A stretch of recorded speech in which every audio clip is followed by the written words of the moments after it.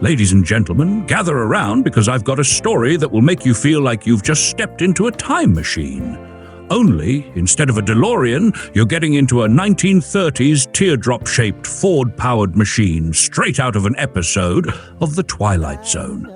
Yes, you heard that right. I'm talking about the McQuay-Norris Streamliner, a car that was built to be more than just a car. It was a rolling advertisement, a mobile billboard on wheels, and it had enough personality to make a Tesla look like a toaster on wheels. Now you might be wondering, why haven't I heard of this thing before? Well, buckle up, because I'm about to take you on a wild ride through its history, its design, and how a dusty old auction lot just gave this car a second chance at stardom. Oh, and if you're into oddball vehicles, you might want to hit that subscribe button right now, because we've got more cool car content coming your way. Click that button below. You know you want to. So about this McQuay-Norris Streamliner. The company behind this piece of automotive eccentricity, McQuay-Norris, wasn't exactly a car manufacturer. No, they were all about engine parts, pistons, bearings, the kinds of things that make your car go from meh to woohoo. But they wanted a way to show off their wares in the best way possible. So what do? They build a fleet of weird teardrop-shaped cars, slap a bunch of gauges inside, and send some college-age salespeople across the country. Their mission? To show off McQuay-Norris parts while making sure you couldn't take your eyes off their cars. Now, these cars were built in 1933 to 1934, right when everyone was going nuts for streamlining. We're talking about cars that looked like they were plucked straight out of a science fiction novel. They weren't exactly speed demons, though. Under the hood, they were rocking a stock Ford 8-cylinder engine with a Ford chassis. The car had a top speed of 80 miles per hour, 129 kilometers per hour, which, let's face it, wasn't going to win you any street races in 1933. But who needs to race when you look that cool? Oh, and let's talk about the bodywork for a minute. The body was fabricated by Hill Auto Body Metal Company of Cincinnati, who, by the way, were responsible for building other streamliners of the era. The McQuay-Norris Streamliner was built out of aluminium over a steel framework, and it looked like something straight out of a science fiction movie. Imagine a giant teardrop on wheels with the wheels separated from the body, just screaming futuristic vibes long before the electric cars of today.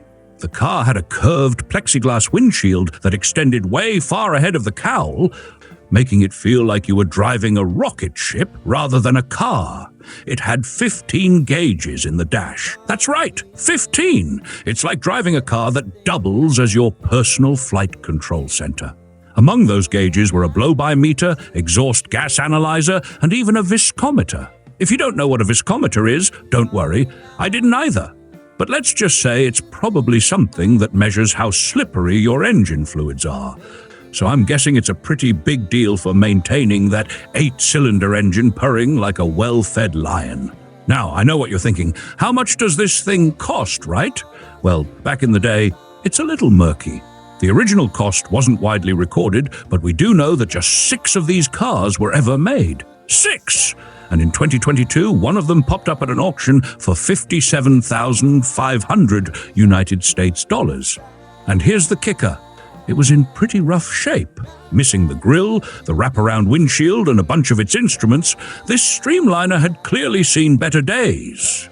So, why is this car such a big deal? Well, it's because of the history.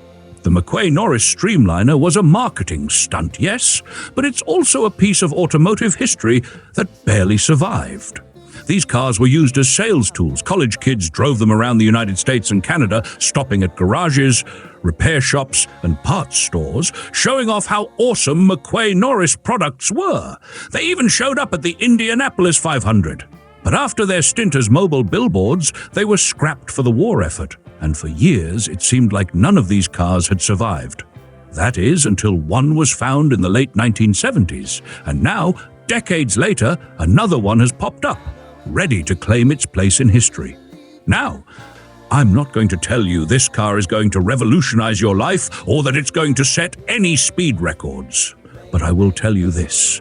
It's a testament to the creativity and wild ambitions of the 1930s. It's a reminder that even in the depths of the Great Depression, companies were dreaming up crazy ideas, and those ideas sometimes managed to survive against all odds.